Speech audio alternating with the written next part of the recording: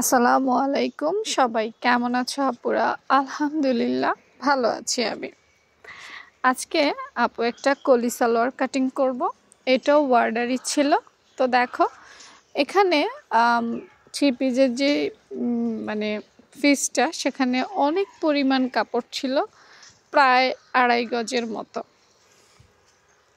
কাপড় বেশি থাকলে এইসব সালোয়ার কাটিং করতে অনেক সহজ হয়, আর কাপড় যদি কম থাকে তাহলে কিন্তু একটু কঠিন হয়ে পড়ে।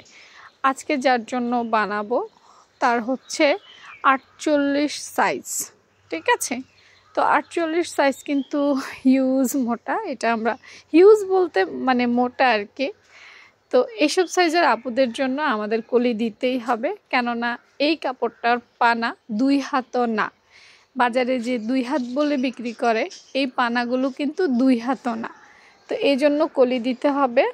তো দেখো, কলির জন্য প্রথমে আমি উপর থেকে একটা মাপ নিয়েছি। এটা আমি 18 ইঞ্চিতে মাপটা নিয়েছি, এবং নিচ থেকে একটা, আমার কাছে শেপ কাট ছিল না, তো শেপ কাট থাকতে হবে এমন কোনো কথা নাই। তোমার আকার এবং কাটার হাত যদি ঠিকঠাক থাকে তুমি না এগো পারবা। দেখো নিচ থেকে একটু বড় হয়েছে, তাই আমি বাড়তি কাপড়টুকু কেটে ফেলে দিচ্ছি। এই কাপড়টুকু আমার কোনো কাজে আসবে না। এরপর সুন্দর করে হালকা করে শেপ দিয়ে দিব।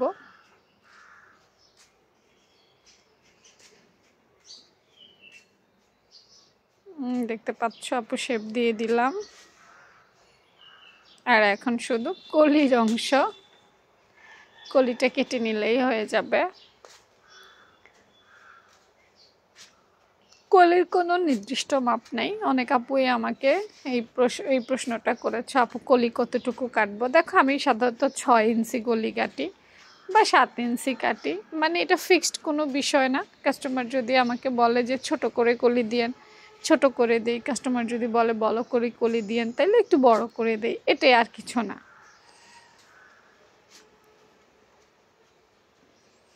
এই যে দেখো কলি কেটে নিচ্ছি, বাস হয়ে গেল।